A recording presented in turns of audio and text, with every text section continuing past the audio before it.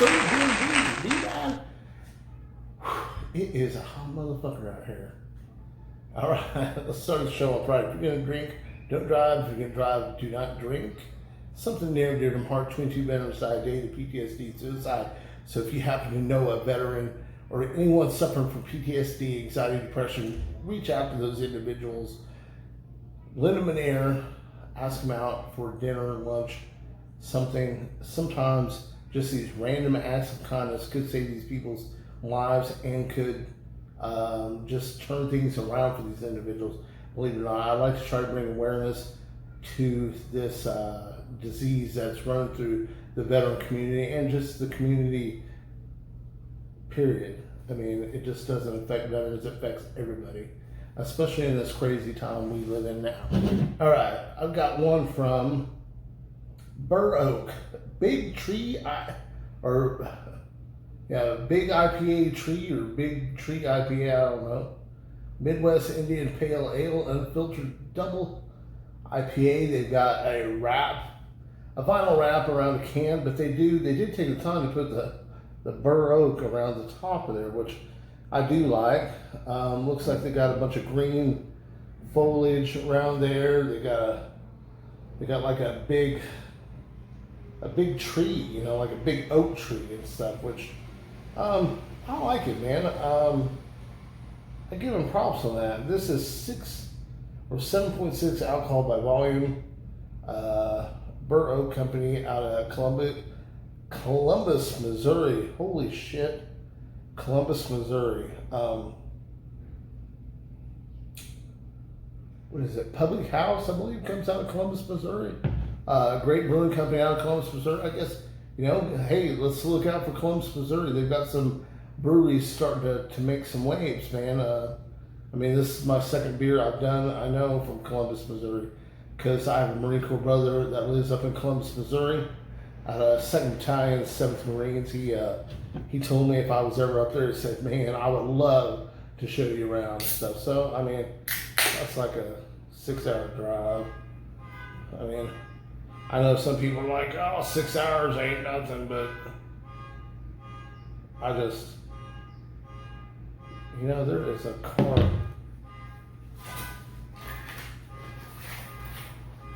I hope that is not mine.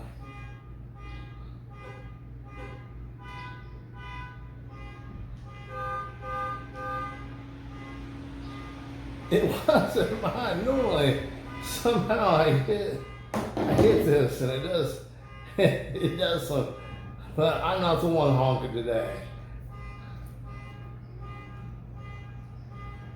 At least I just did it. I was gone, but whoever, it's just going on. That's what happens when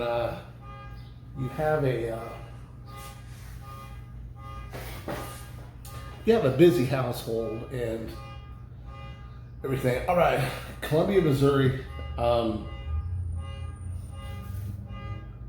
It's kind of nice. It's got crap floating around in there. It's got quite a bit of sediment. So it does say unfiltered. So I truly believe that, but its carbonation's off a little bit.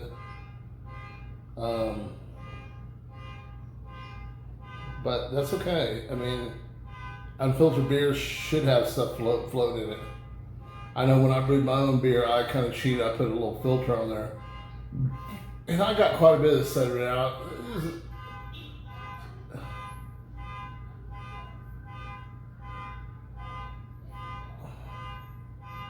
That is bothering me, really, seriously.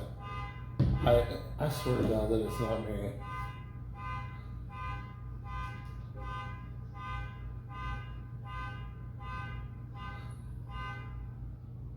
Yeah, that's not me. I just remote started my car. Gosh dang, I should probably redo this video, but I'm not going to. I really just film my videos, let them play, and that's it. I've not really erased any except for the time I got censored, and I had to cut down about 5 or 6 videos. Just all I was, I had something on me that told that where I got censored from. Yeah. All right, let's go ahead and give her I'm gonna give the color and stuff. I'm gonna give, dude. I give it an A minus, man. Let's give it a 92. The head on it, no, man. The head dissipated really fast. Give the head a 70. Actually, you get that hoppy smell, but there's like a fruit smell to this, and it's like an apple maybe type, which is kind of weird in IPA. Let's go ahead and give it a taste.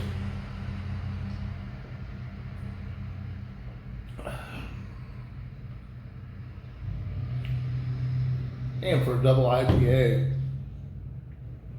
actually I wasn't hit with a whole lot of flavor at first, but then it took a couple seconds, and then I had that hoppiness. Not a whole lot of hoppiness, not a whole lot of aftertaste, and then it's just actually pretty smooth, considering it's a double IPA. Very smooth, very clean, I'm gonna say it's light. It's light for a double IPA in my eyes, because when I drink an IPA, I want that kick in the teeth, so to say. So let's go ahead and give her another taste.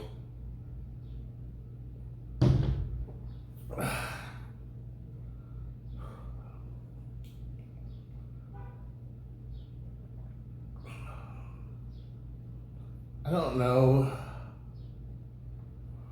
It's oh, there's still a little in there.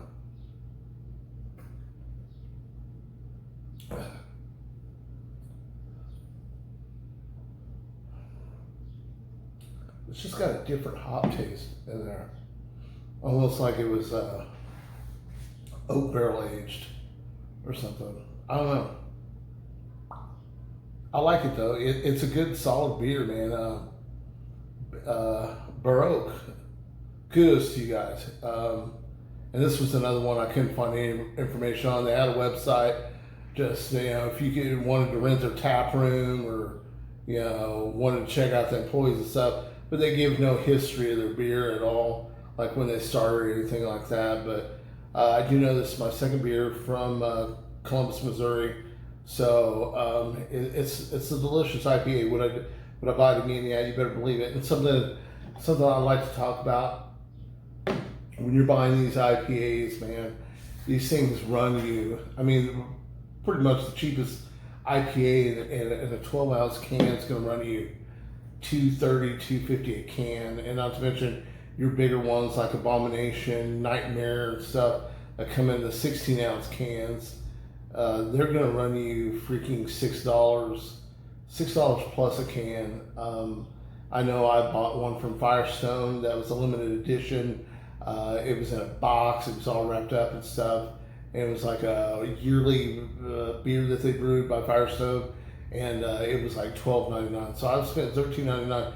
These beers are really not cheap. You can shop around and stuff, but I like to buy mine at Rob's World of Beers. Rob's World of Beers, I can put together a 6-pack and stuff. I don't have to buy the whole 4-pack, because in the craft brewery business, a lot of them don't give you a 6-pack.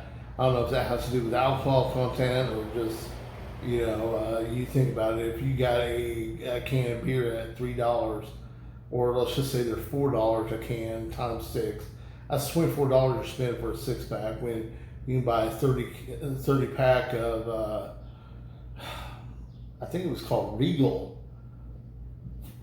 Kid you not, a 30 pack of this stuff at Rob's World of Beer was, I want to say $12.99 for a 30 pack. So, I mean, you can buy 60 beers compared to 6 beers for the most part. I mean, they're not very value, but I like trying new things and stuff, and I do like IPAs.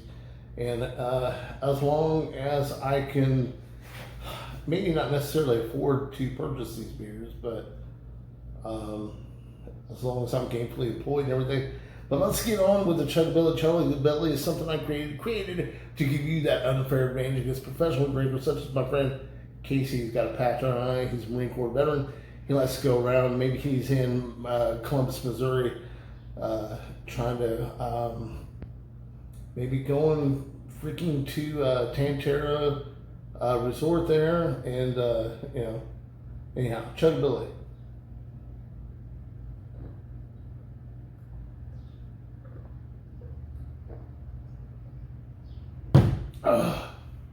Woo! It's just got a really nice, clean kind of taste, but you still get that hoppiness at the back end. Because anyone who drinks hop is you're drinking for the hoppiness and stuff, pretty much. I mean, I love hop. I love the bitterness. Remember when Coors used to, oh, you don't want that bitter beer to face. The bitterness comes from hops.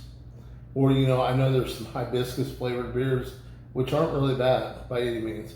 So you got flower, fruit infused beers going into these recipes and whatnot, because, those are freaking spices. I mean, what do you think basil and rosemary and all that stuff is? Those are spices and stuff. And, the brewmasters today, or even back in the day, so masterfully brew these beers. Okay, so endless things.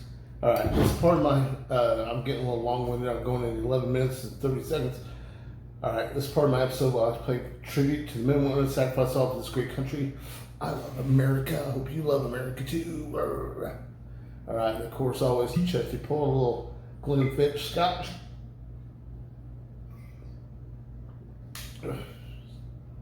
Whew. That is, Scotch doesn't go bad with an IPA. It really doesn't. I mean, when you kind of drink one right after another, Scotch has similar notes, kind of. I'd have to explain that another day. All right, this is part where I like to say thank you guys. Thank you very much. Thank you for watching. Please hit the like button. Please hit subscribe. I'm up to 54 subscribers. Thank you, Stony Vineyards. Thank you, Lupe Gomez. Thank you, Brad Lance. Lupe Gomez, Scott Losky, Lynn Johnson. I think I got about 3 more days on my Facebook suspension, so after that I'll start posting to my B-Rad's reviews on Facebook. If you want to see any of my artwork, it is called B-Rad's Artistic Accidents, and Sip With It Effects. And then I've got a podcast called Quarantine Chronicles. Look it up. That's on Spotify and a few other podcast formats. Yeah, if you happen to like just some comedy, maybe.